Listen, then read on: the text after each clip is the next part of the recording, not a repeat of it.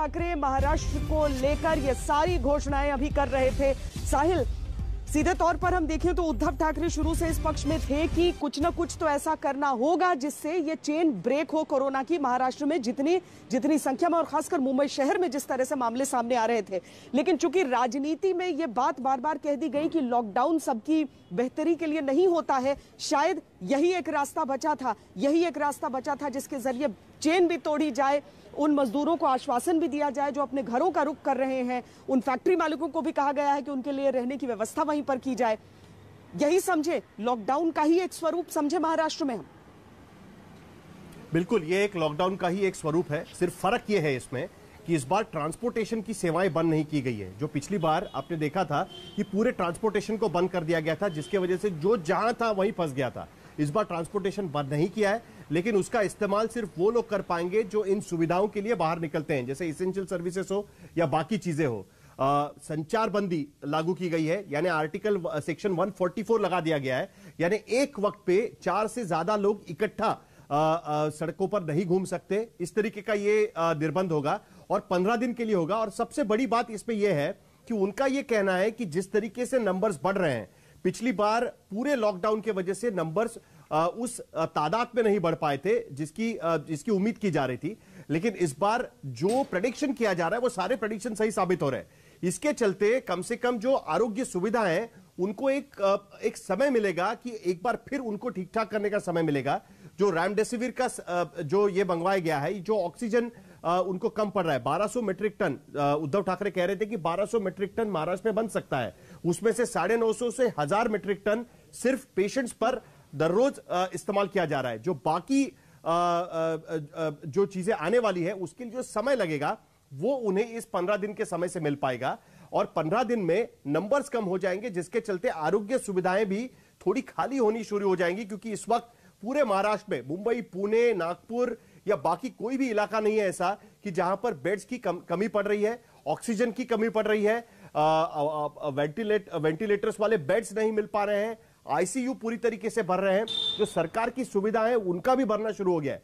तो इसके चलते जो तनाव इन आरोग्य सुविधाओं पर पड़ रहा है उसको कम करने की कोशिश इस 15 दिन के मिनी लॉकडाउन हम कह सकते हैं, या एक लॉकडाउन का दूसरा स्वरूप हम कह सकते हैं, लॉकडाउन 2.0 कह सकते हैं या 5.0 कह सकते हैं, लेकिन जो स्वरूप है वो इस तरीके से लागू किया गया है फिलहाल के लिए। उम्मीद है कि 1 मई के बाद ओपनिंग अप शुरू हो सकेगा, अगर इसमें केसेस कम होना शुरू हो जाएगा तो, और उसकी बार बार उनको जानकारी लेनी पड़ेगी। और ये लॉकडाउन कर भी इसलिए करना पड़ रहा है क्योंकि जिस तरीके से हम पिछले 15 दिन में देख रहे हैं कि मुंबई के आसपास के तमाम जगहों पर फिलहाल बेड्स की कमी महसूस होना शुरू हो गया है और हर रोज मुंबई जैसे शहर में 8 से 10 हजार तक केसेस बढ़ रहे हैं, जो पिछली बार के मुकाबले करीब करीब दुगने केसेस बढ़ रहे हैं। महाराष्ट्र का भी अगर हम मुकाबला करें तो फर्स्ट वेव के वक्त जब महाराष्ट्र पीक पर पहुंच गया था तब 37,000 केसेस बढ़े थे मुंबई में, महाराष्ट्र में सितंबर में। आज की तारीख में महाराष्ट्र में 60 से 63,000 के तादाद में केसेस बढ़ रहे हैं और आज भी मुख्यमंत्री ये कह रहे हैं कि अभी भी हमें नहीं पता कि हम ये कह सकते हैं कि अब हम पीक पर पहुंच गए। तो जाहिर सी बात है कि ये एक दूसरा कोई चारा सरकार का कहना है कि उनके पास नहीं बचा था। इसी तरीके से जारी रहते तो एक वक्त ऐसा आता कि जो सुविधा है वो पूरी तरीके से खत्म हो जाती। उनको अगर बचाना है तो इस तरीके का लॉकडाउन उन्हें करना होगा। दूसरी तरफ प्रेशर यह था कि इस बार मजदूरों को मुफ्त में राशन, जो हॉकर्स जो लौट आए थे उनको कुछ आर्थिक मदद, और जो बांधकाम जो कंस्ट्रक्शन मजदूर है उनको भी कुछ आर्थिक मदद देने की कोशिश सरकार की तरफ से की गई है। अब देखना है कि 15 दिन में सचमुच में ये स्थितियां काबू में आती है या नहीं आती, वरना एक बार फिर सरकार को इसी तरीके के कुछ बंधनों के बारे में सोचना पड़ सकता है और उस पर शायद हमको देखना होगा कि अगले क्योंकि एक बार पलायन की शुरुआत होती है तो और ज्यादा मुश्किलें जो है वो बढ़ती चली जाती हैं, क्योंकि जिस तरह की गाड़ियों में खचाखच भरकर निकलते हैं उससे और ज्यादा समस्या समझ में आती है। बहुत शुक्रिया साहिल जोशी इस पूरी जानकारी के लिए। मुंबई का हाल बता रहे हैं, महाराष्ट्र का हाल बता रहे हैं साहिल, लेकिन इसके साथ ही समझना होगा कि देश के बाकी हिस्सों में भी कमोवेश यही परिस्थितियां। महाराष्ट्र तो पहला जब वेव आया था उस समय हमने देखा था कि किस तरीके की मुसीबतें वहां पर आई थी, और दूसरे वेव में भी उद्धव ठाकरे यही कह रहे हैं कि इस बार तो पिछली बार का जो अधिकतम था उसका डबल हो चुका है कोरोना के केसेस, और अभी भी ये नहीं पता कि क्या जो सेकंड वेव का पीक है वो हम छू पाए हैं अभी तक या फिर नहीं, या मामला और बुरा होना है। इसीलिए 15 दिन का साहिल जोशी बता रहे हैं कि मिनी लॉकडाउन वहां पर महाराष्ट्र में लगाया गया है। देखना है कि इसका कितना फायदा होता है संक्रमण के उस चेन को तोड़ने के लिए। बाकी जगहों को भी अगर आप देख लीजिए, दिल्ली की बात आप देख लीजिए, यहां पर रात 10 बजे से नाइट कर्फ्यू लगता है, लेकिन उसके बावजूद शाम से ही यहां पर अब कम से कम उतने लोगों की उपस्थिति आपको नजर नहीं आएगी। उत्तर प्रदेश का क्या हाल है उसकी भी बात कर लेते हैं, क्योंकि योगी आदित्यनाथ ने आज अपनी तरफ से बताया कि वो खुद को आइसोलेट कर रहे हैं, क्योंकि उनके आसपास काम करने वाले जो लोग हैं उनमें संक्रमण पाया गया है।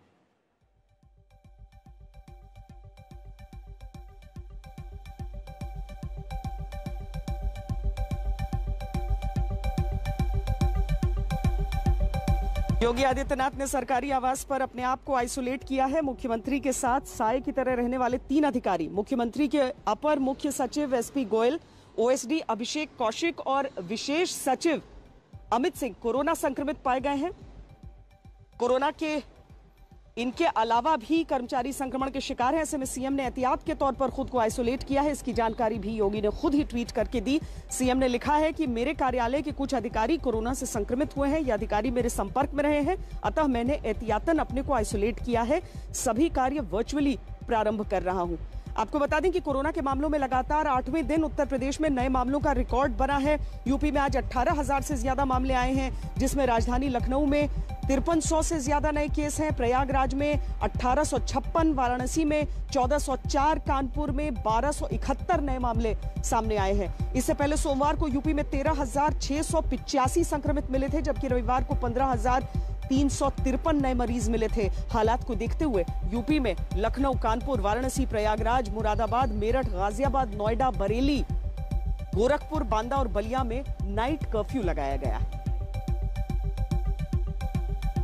उत्तर प्रदेश में कोरोना की रफ्तार कितनी भयावह है, इसका अंदाजा इसी बात से लगाया जा सकता है कि कोरोना अब मुख्यमंत्री के नजदीक तक पहुंच चुका है। एसपी गोयल, जो कि मुख्यमंत्री योगी आदित्यनाथ के सबसे करीबी, सबसे नजदीक रहने वाले सीनियर आईएएस अधिकारी हैं, कोरोना पॉजिटिव हो गए। इसके अलावा उनके डे अफसर अमित सिंह कोरोना पॉजिटिव हुए और साथ साथ अभिषेक कौशिक। ये तमाम ऐसे अधिकारी हैं और लोग हैं जो कि मुख्यमंत्री योगी आदित्यनाथ के इर्द गिर्द हमेशा होते हैं, और मुख्यमंत्री को इसके साथ ही खुद को आइसोलेट करना पड़ा है। आज मुख्यमंत्री योगी आदित्यनाथ ने जो भी मीटिंग की है, जो उनकी टीम 11 की मीटिंग रही है, वो भी वर्चुअल करनी पड़ी है और उन्होंने खुद को आइसोलेशन में रख लिया है। अंदाजा इस बात से लगाइए कि उत्तर प्रदेश हर दिन कोरोना में अपना रिकॉर्ड खुद ही तोड़ रहा है और आज ये आंकड़ा बढ़कर 18,021 तक पहुंच चुका है। यानी एक दिन में उत्तर प्रदेश में 18,000 से ज्यादा कोरोना पॉजिटिव मामले आए हैं। साथ साथ लखनऊ ने भी अपना रिकॉर्ड तोड़ा है और 5,300 से ज्यादा लखनऊ में, और दूसरे नंबर पर प्रयागराज है। यही वजह है कि आज हाईकोर्ट को भी यहां तक कहना पड़ा कि सरकार लॉकडाउन लगाने पर विचार करे और 3 हफ्तों का ये लॉकडाउन हो, क्योंकि इंसान के जान की कीमत कहीं ज्यादा है बाकी दूसरी चीजों से। कुमार अभिषेक, लखनऊ, आज तक।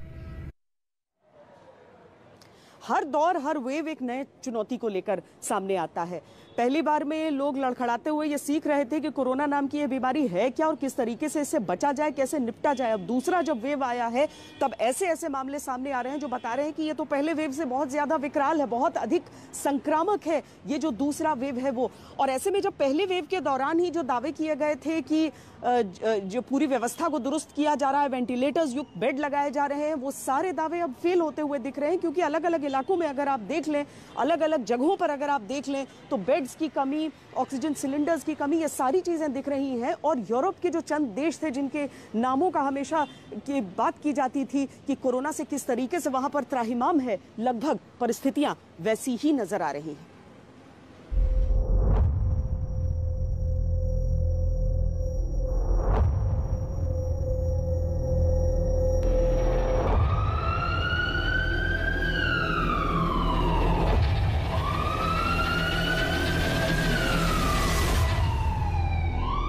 लाइन से खड़ी इन एम्बुलेंस की तस्वीर आज के भयानक हालात का सायरन बजा रही है। एक तो नहीं, 10-10, 12-12 एम्बुलेंस, और हर एम्बुलेंस में गंभीर मरीज जो अस्पताल के बाहर वेट कर रहे हैं। कि परमिशन मिले तो अंदर जाए। ये सारे एम्बुलेंस के अंदर मरीज ही है जिनको यहाँ पे कोविड का जो ट्रीटमेंट है वो दिया जा रहा है। आप देख सकते हैं कि हर एक एम्बुलेंस के अंदर जो मरीज है उनकी जो हालत है वो काफी गंभीर है, बावजूद उसके जो अस्पताल है पूरी तरीके से भर चुके हैं, जिसकी वजह से इसी तरीके से एम्बुलेंस में ही उनको ट्रीटमेंट देना पड़ रहा है। और कम से कम 1 से 1.5 घंटा एक एम्बुलेंस को अंदर जाने में लगता है। ये भयानक हाल है अहमदाबाद के सबसे बड़े कोविड हॉस्पिटल का। ऐसे लाइन से एम्बुलेंस मरीजों को लेकर खड़ी है, बस इस उम्मीद में कि जल्द इलाज मिल जाए, कहीं कोई बेड मिल जाए। बेड मिलना तो दूर, एंट्री मिलने में ही 4-4, 5-5 घंटे लग रहे हैं। अस्पताल में 1200 बेड है, कोई खाली नहीं है। लेकिन लोग करें भी तो क्या, कहीं और भी तो जगह नहीं।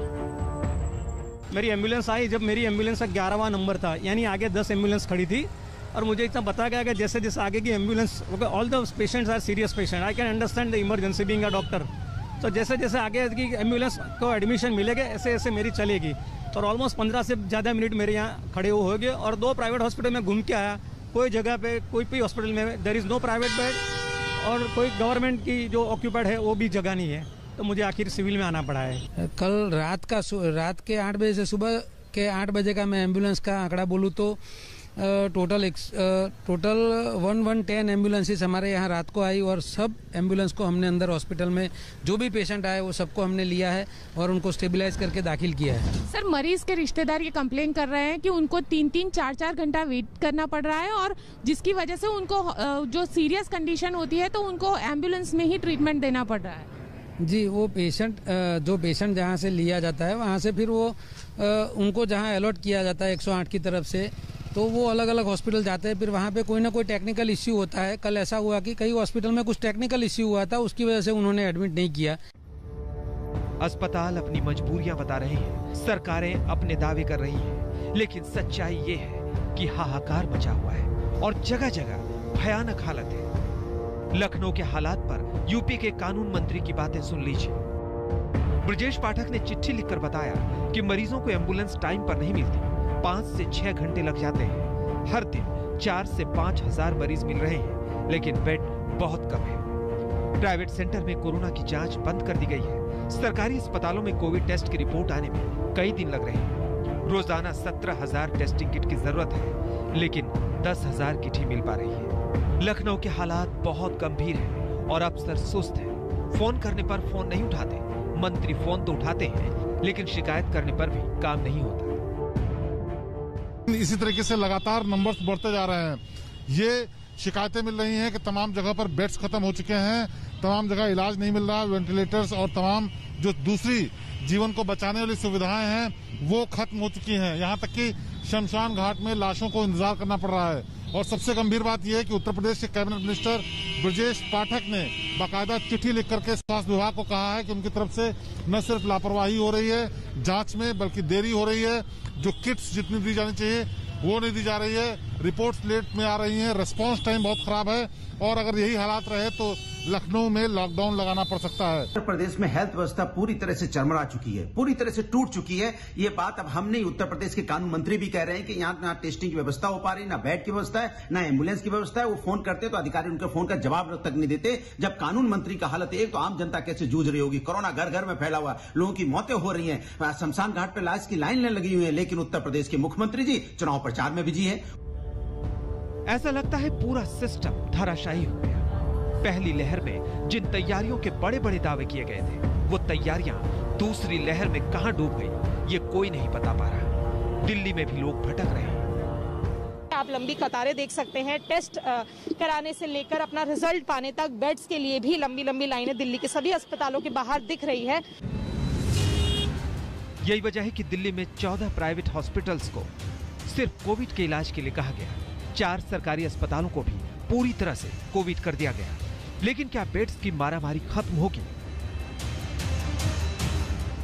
इस वक्त हम सिविल लाइंस में मौजूद हैं और यहाँ पर आपको बता दें कि संत परमानंद हॉस्पिटल में भी कोरोना मरीजों का इलाज होता है।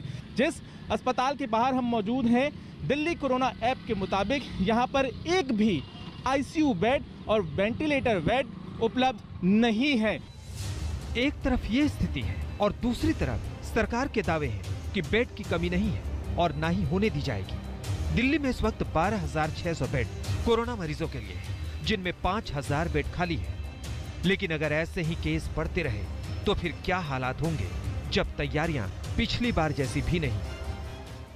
जो नवंबर में सिचुएशन थी, नवंबर में 4100 बेड केंद्र सरकार की ओर से दिए गए थे, आज वो 1100 हैं। तो हमने कहा कि कम से कम पुराने लेवल पे ले आए। पिछली बार हाईएस्ट 8600 पेशेंट गए थे, उससे तो 1.5 गुने के करीब पहुंच चुका है अभी भी। तो अभी पिछली बार से सर्च ज्यादा है, तो हमने कहा कि कम से कम हाथ तक को लेके आए। दिल्ली हो, अहमदाबाद हो, लखनऊ हो, मुंबई हो, शहर शहर यही हाल है। कहीं बेड्स नहीं है, कहीं ऑक्सीजन नहीं है, कहीं इंजेक्शन नहीं है, तो कहीं दवाइयां नहीं है। मुंबई के कोविड अस्पतालों में 80% बेड फुल है। 2,500 आईसीयू बेड्स में सिर्फ 60 बच्चे हैं। वेंटिलेटर बेड्स सिर्फ 20 बचे हैं। बीएमसी ने 325 नए आईसीयू बेड्स अलग अलग अस्पतालों में जोड़े हैं। पुणे के कोविड अस्पतालों में सिर्फ 17% ही खाली है। नागपुर जैसे शहर में 95% से ज्यादा कोविड बेड्स भर चुके हैं। बढ़ते कोविड केसेस को देखते हुए बीएमसी हॉस्पिटल बेड्स भी बढ़ा रही है। इस वक्त हम नेहरू साइंस सेंटर के एक हॉल में खड़े हैं, जिसे एक 150 बेड फैसिलिटी में कन्वर्ट किया गया है। इस फैसिलिटी में ऑक्सीजन की जो सुविधा है बेड्स पर, वो भी दी गई है। कुछ ही घंटों में कोविड पॉजिटिव पेशेंट्स इस फैसिलिटी में एडमिट होना शुरू हो जाएंगे। मुंबई के नाला सोपारा के एक अस्पताल में कुछ ही घंटे में 7 मरीजों की मौत हो गई। आरोप लगाए गए कि ये सब ऑक्सीजन नहीं मिलने से हुआ। अस्पताल में बड़ा हंगामा हुआ। इसी से आप समझ जाएं कि हालात कैसे बदतर हो चुके हैं।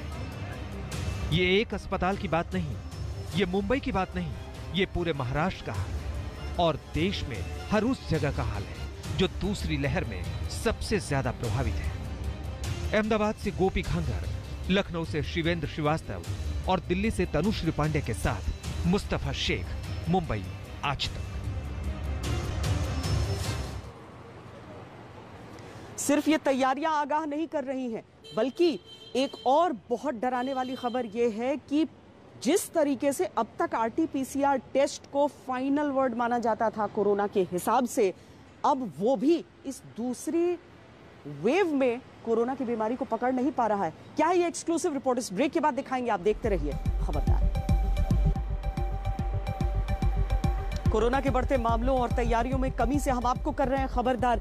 न सिर्फ ये सारी चीजें हैं, न सिर्फ अस्पताल में भर्ती होने के लिए लाइन लग रही है, बल्कि अंतिम संस्कार के लिए शमशान घाटों के बाहर भी वेटिंग चल रही है।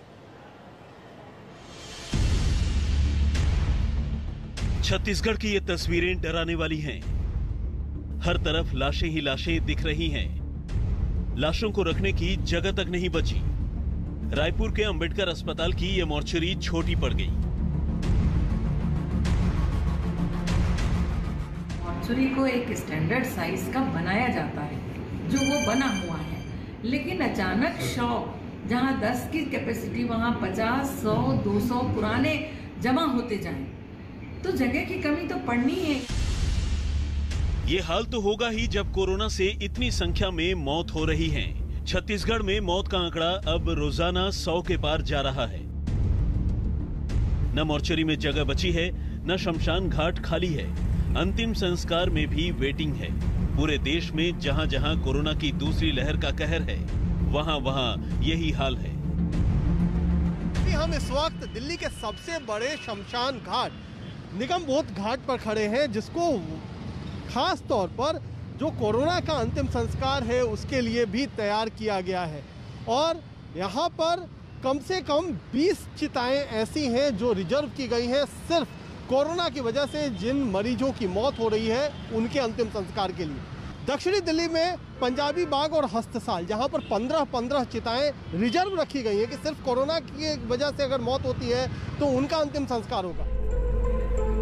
कोरोना से मौत पर दिल्ली के शमशान घाटों में चिताएं रिजर्व की गई हैं। वैसे तो लखनऊ शहर में पिछले एक हफ्ते से शमशान घाट छोटे पड़ गए। अंतिम संस्कार के लिए चबूतरे बढ़ाने पड़े हैं। अंतिम संस्कार के लिए लकड़ियां कम पड़ रही हैं। बाहर से लकड़ियां मंगानी पड़ रही है। घाटों पर 2 शिफ्ट में अतिरिक्त कर्मचारी लगाने पड़े हैं। हम इस वक्त लखनऊ के बैकुंठ धाम अंतिम संस्कार स्थल पर हैं, जहां पर हालात बेहद भयावह हो चुके हैं।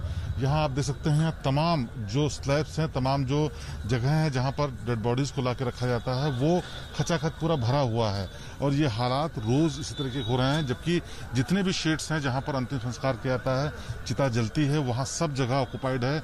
हम लोग सुबह नंबर लगा के ले गए थे सुबह और 14 नंबर मिला हुआ है। अभी पता नहीं कितना टाइम लगेगा, 1 घंटा लगेगा, 2 घंटा लगेगा, क्या टाइम होगा। ये तो लखनऊ की भयानक स्थिति है। झारखंड में रांची का हाल यह है कि कोविड से मौतों पर अंतिम संस्कार के लिए बने इलेक्ट्रिक शवदाह खराब हो गए, जिससे अंतिम संस्कार के लिए घंटों इंतजार करना पड़ रहा है। और इसके बाद अफरा तफरी में नदी के घाट पर जैसे तैसे अंतिम संस्कार किए जा रहे हैं। रायपुर से महेंद्र नामदेव, दिल्ली से कुमार कुणाल और लखनऊ से शिवेंद्र श्रीवास्तव के साथ आज तक ब्यूरो। कोरोना की बीमारी से जब दुनिया का आमना सामना हुआ था, उस समय से ही स्पेनिश फ्लू का जिक्र होता है कि किस तरीके से उस महामारी में लोगों की जानें गई थी। और अब दूसरी लहर आने के बाद एक बार फिर स्पेनिश फ्लू का जिक्र इसीलिए जरूरी है क्योंकि अब वहां पर भी एक समानता नजर आ रही है। स्पेनिश फ्लू और उसकी दूसरी लहर का देखिए, आज से 103 साल पहले ये फैली थी। इस महामारी में यही हुआ था कि दूसरी लहर बहुत खतरनाक थी। 2018 में फैले स्पेनिश फ्लू की दूसरी लहर में सबसे ज्यादा लोग मारे गए थे। स्पेनिश फ्लू की 3 लहर आई थी जिसमें पूरी दुनिया में 5 से 10 करोड़ लोगों की जान चली गई थी। भारत में भी करीब 1 करोड़ 20 लाख लोग अपनी जान गंवा बैठे थे। स्पेनिश फ्लू 2 साल तक चला था। पूरी दुनिया में इससे करीब 50 करोड़ लोग संक्रमित हुए थे, जो उस समय दुनिया की 1/3 आबादी थी। भारत में स्पेनिश फ्लू की पहली लहर जून 1918 में आई, दूसरी लहर सितंबर 1918 में, जिसकी मारक क्षमता बहुत ज्यादा थी। 103 साल पुराने महामारी वाले इस विध्वंस से आज भी सबक लिया जाना बाकी है। Number one, it was mild, so mild that you saw medical journal articles saying this looks and smells like influenza, but it's not killing enough people, so it can't be influenza. A lot of cities, we don't really know in detail. My guess is probably a majority of cities, at least in the United States, didn't even see it first wave. Bharat में दूसरी लहर बहुत ज्यादा खतरनाक लग रही है और उसके बहुत सारे कारण हैं। अव्वल तो ये देखिए कि वैक्सीन जो इससे लड़ाई लड़ने के लिए हमारी तैयार थी, लेकिन सिर्फ 8% आबादी को अब तक ये वैक्सीन लग पाई है। लोगों में कोरोना फटीग कहा जाता है, किसी भी पैंडेमिक में फटीग कहा जाता है, यानी लोगों में एक थकान सी आ जाती है। वो सारे एहतियात बरतते बरतते अपनी नॉर्मल जिंदगी से अलग होते होते, और इसीलिए वो भी एक बहुत बड़ा कारण है। और साथ ही कोरोना वायरस ने जिस तरीके से अपने आप को म्यूटेट करना शुरू कर दिया है, यानी उसके नए नए रूप नजर आते हैं, ये भी एक बहुत बड़ा कारण है कि क्यों दूसरी लहर इतनी ज्यादा संक्रामक नजर आ रही है। लेकिन सिर्फ इतना ही खतरा नहीं है, खतरा और भी है। खतरा ये भी है कि अब तक जिस कोरोना वायरस को पहचानने के लिए हम अलग अलग टेस्ट्स करके उनके जरिए पता लगा सकते थे कि कोरोना वायरस से कोई संक्रमित है या नहीं है, उसको भी लेकर मुश्किलें आ रही हैं। दूसरी लहर कितनी डरावनी है, पूरे देश में कोरोना वायरस के कहर की हॉरर वाली तस्वीरें दिख रही हैं। 8वें दिन कोरोना से संक्रमित मरीजों की संख्या 1 लाख से ज्यादा मिली है। 5 अप्रैल को 1,03,558 नए केस थे।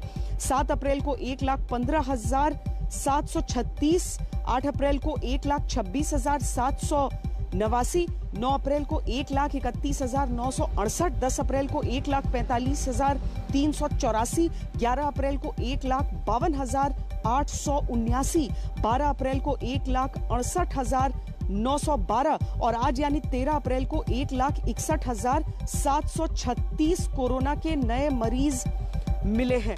अब मरीजों की संख्या में लगातार उछाल आ रही है, लेकिन दूसरी तरफ जो टेस्ट होते हैं इसके, यानी कि एक तो एंटीजन टेस्ट होता है जिसे बहुत ज्यादा सही नहीं माना जाता है। अगर उसमें पॉजिटिव आता है तो उसके बाद आरटीपीसीआर टेस्ट के लिए जाना होता है। अब वो आरटीपीसीआर कम से कम अंतिम माना जाता है इसमें कि अगर उसमें पॉजिटिव या नेगेटिव जो भी आ रहा है वो बिल्कुल सही होगा।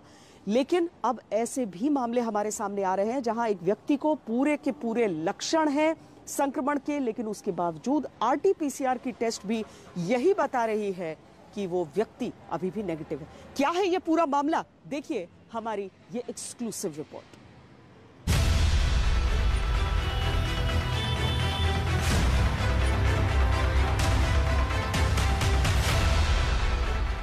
बाजार की भीड़, दफ्तर में साथ काम करने वाले, ट्रेन और हवाई जहाज में साथ यात्रा करने वाले। क्या कोई इस बात की गारंटी दे सकता है कि वो कोरोना से संक्रमित नहीं है? जवाब होगा हाँ, क्योंकि कोरोना के टेस्टिंग सिस्टम RT-PCR की रिपोर्ट यही कहती है कि आप नेगेटिव हैं, सुरक्षित हैं, घर से निकल सकते हैं, लोगों के साथ घुल मिल सकते हैं। लेकिन ये दावा भी गलत हो सकता है, क्योंकि नए खुलासे बेहद हैरान करने वाले और खतरनाक हैं। अब तक ये देखा जा रहा था कि RT-PCR ही वो ही तरीका है ये देखने के लिए कि एक व्यक्ति कोरोना वायरस का पेशेंट है या नहीं। लेकिन कोरोना वायरस के दूसरे वेव में ये देखा जा रहा है कि कई ऐसे सारे लोग हैं जो दरअसल कोरोना वायरस के पेशेंट्स हैं, लेकिन RT-PCR टेस्ट ये डायग्नोसिस सही तरीके से नहीं कर पा रही है। कोरोना की दूसरी लहर में अब सबसे खतरनाक बात यह है कि वायरस की मौजूदगी किसके शरीर में है ये पता लगाना आसान नहीं है। पहले ही रैपिड एंटीजन टेस्ट को बहुत भरोसेमंद नहीं माना जा रहा था। अब RT-PCR टेस्ट की विश्वसनीयता पर भी सवाल उठने लगे हैं। कई मरीजों में कोरोना के लक्षण होने के बावजूद उनकी टेस्ट रिपोर्ट नेगेटिव आ रही है। यानी अगर किसी मरीज को बुखार, खांसी, सांस फूलने जैसी समस्या होती भी थी तो इसके बावजूद रिपोर्ट में वो संक्रमित नहीं दिख रहा था। ऐसे में जब डॉक्टरों ने मरीज का CT स्कैन किया तो उसके फेफड़े में हल्के पैच दिखे, जो बिल्कुल कोरोना संक्रमित होने की निशानी है। We are seeing a lot of patients who are coming with RT-PCR being negative but highly suggestive symptoms of COVID-19, and when you put them across through a CT scan, what we find are features which are very, very similar to what we get in COVID. So these are the patients whom we tend to miss because we get a negative PCR, and these patients, unless they land up in a hospital or some other modality is taken care of, they will go and spread the disease to others in the society. I think so this is very important. यानी corona का नया virus testing की पुरानी प्रक्रिया को धोखा देने में अब सक्षम है। साधारण भाषा में समझें तो वायरस किसी मरीज के गले या नाक में मौजूद नहीं था, इसलिए जब नमूने लिए गए थे तो उनकी टेस्ट रिपोर्ट पॉजिटिव नहीं आई। इसकी जगह वो फेफड़ों में पाया गया, जो स्कैन के बाद ही पता चल सकता है। RT-PCR की जो सेंसिटिविटी है, जो रैपिड एंटीजन है उसकी 50% है, लेकिन RT-PCR है उसकी सेंसिटिविटी 65 to 70% ही है। एक सबसे पहले स्टडी में तो 66% थी, टू बी वेरी प्रिसाइज। हाँ, तो उसका जो सेंसिटिविटी है वो इट इज जस्ट 65 to 70%। उसका मतलब ये हुआ कि 1/3 केस में अगर कोरोना है फिर भी वो RT-PCR नेगेटिव आएगा तो ये नॉर्मल चीज है, इसको हम एक्सेप्ट करते हैं हम। लेकिन बड़ा खतरा ये है कि जब तक मरीज कोरोना पॉजिटिव पाया नहीं जाता तब तक वो आइसोलेशन की प्रक्रिया का हिस्सा नहीं होता, और ये घातक है क्योंकि ऐसे मरीज लगातार वायरस फैलाने का काम कर सकते हैं और ये कहीं भी हो सकते हैं। ऐसे में जिम्मेदारी उस शख्स की बनती है कि अगर उसकी रिपोर्ट निगेटिव आने के बावजूद कोरोना के लक्षण दिख रहे हैं तो वो खुद को तुरंत आइसोलेट करें और डॉक्टरों के संपर्क में रहें।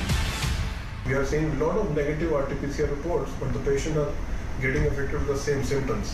So, in those challenging cases, we are trying to extract the virus from deep inside the lung through a procedure called bronchoalveolar lavage. So that is becoming a handy tool for most of the clinicians to diagnose COVID-19 in such patients. देश में corona के जो नए variant मिले हैं वो ज्यादा संक्रामक है। इतना ही नहीं, वायरस अलग अलग प्रकार के भी हैं।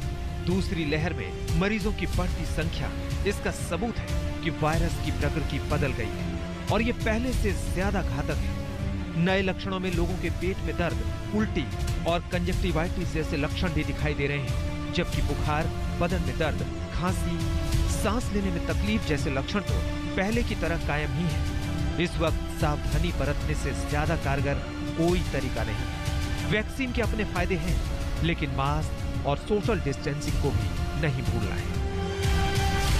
स्नेहा मोरदानी और गोपी घांगर के साथ आज तक ब्यूरो। और इस लड़ाई में वैक्सीन बहुत निर्णायक है और इसीलिए एक और अहम फैसला सरकार का हम आपको बता दें कि अभी तक जिन 2 वैक्सीन का इस्तेमाल किया जाता है उनकी संख्या बढ़ेगी, क्योंकि सरकार ने यह निर्णय किया है कि जितने भी देश हैं, जहां पर किसी सरकारी एजेंसी ने किसी वैक्सीन को इमरजेंसी इस्तेमाल के लिए अप्रूवल दिया है, उन सब के लिए अब यहां हिंदुस्तान में भी अप्रूवल होगा। यानी मॉडर्ना हो गया, फाइजर हो गया, ये सारी चीजें, जॉनसन एंड जॉनसन, ये सारी चीजें अब भारत में भी इस्तेमाल की जा सकेंगी। बस अब अंतिम एक प्रक्रिया बाकी रह गई है। एक छोटे से ब्रेक के लिए रुक रहे हैं, आप रहिए खबरदार।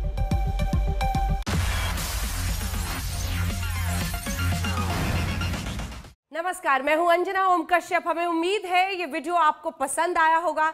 लेटेस्ट खबरों के लिए यूं ही देखते रहिए आज तक, और इस वीडियो के पसंद आने पर लाइक, शेयर एंड सब्सक्राइब करना ना भूलें।